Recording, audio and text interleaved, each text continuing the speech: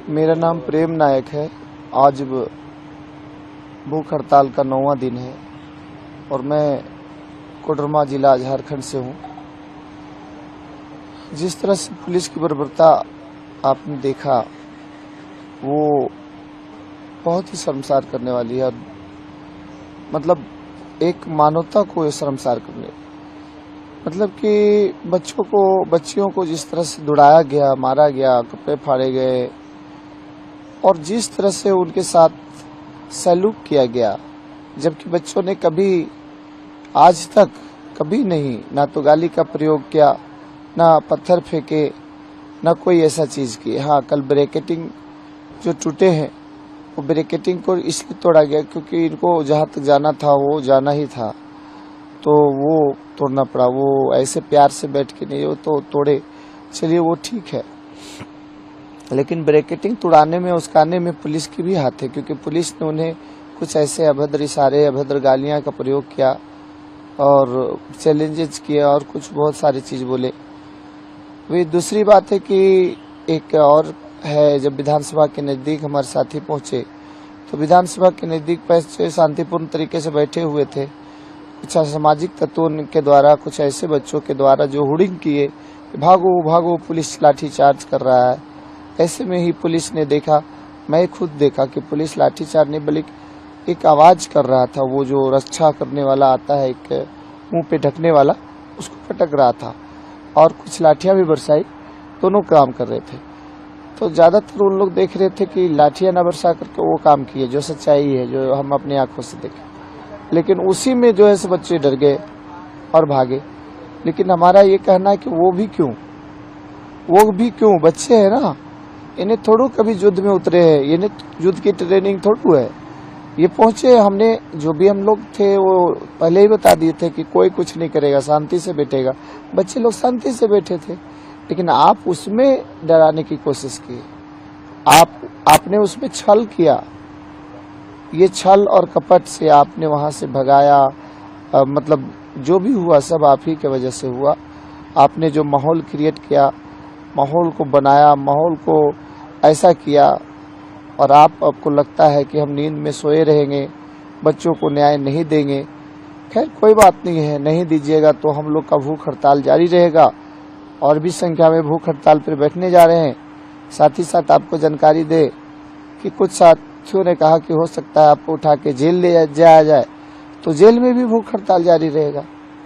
आखिर अगर प्रेम नायक को भूख हड़ताल से आप हटाने का कोशिश करेंगे या उठा करके जेल ले जाएंगे, तो जेल में भी भूख हड़ताल जारी रखेंगे और ऐसे आप तंग करेंगे तो हमारी जो अगली लड़ाई है, मैं आपको बताना चाहता हूं कि सारे लोग आपके माध्यम से पूरे देश जाने कि नौजवानों में एक चीज आ गई है कि अगर सरकार नहीं मानी तो पूरे जिलों में, सभी जिलों में जेल भरो आंदोलन की तैयारी करने वाले हैं हम लोग। नहीं, आपने बोला तो कि चलिए बहुत कम हमने पावर को दिखाया, ठीक है, पावर को कम दिखाया, तो आपने क्यों वहां से होर्डिंग करके भगाया? आखिर हम बैठे थे, बैठ करके हम लोग कोई ऐसा काम करते जो हम लोग नुकसान करते। हम लोग का बात इसलिए क्योंकि सरकार सुन नहीं रही है। तो सरकार सुन नहीं रही है तो सरकार का सुनाने का तरीका बता दीजिए। क्या ये लोग बंदूक उठा लेंगे तब आप समझेंगे? क्या ये लोग बम फेंकेंगे तब आप समझेंगे? जब नौजवान अपना आपा खो बैठेंगे तब आप समझेंगे? आपको क्या लगता है पूरे देश में आप नौजवानों की शक्ति नहीं देखे हैं? क्या लगता है झारखंड उससे कमजोर है? ऐसा गलतफहमी में नहीं रहे। यहाँ के नौजवान, हम उन्हें सिखा रहे हैं गांधीवादी तरीके से। हम गांधीवादी तरीके से भूख हड़ताल पे बैठे, हमारे कई साथी बैठे हो, लेकिन उन्हें भी आप परेशान कर रहे हैं। तब तो फिर जब हमें भूख हड़ताल से भी हटाने की कोशिश करेंगे तो आप लोकतंत्र की बड़ी हत्या कर रहे हैं। लोकतंत्र की बड़ी मतलब कि ये कहा जाए कि बड़ा काला सच है ये। उन्हें यहाँ से जाना का मतलब एक क्रांतिकारी है, वो दिल नहीं माना।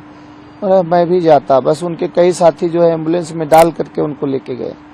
फिर वहां पर लोगों के पास आए, फिर उनका क्या हुआ कि ऐसी स्थिति, ऐसा माहौल क्रिएट हो गया कि उन्हें तुरंत जो है सो अगुवाई किए और आगे तक भी गए, लेकिन उन्हें बार बार कहा गया कि नहीं आप समझाइए लोगों को। वो बोले क्या समझाऊं मैं।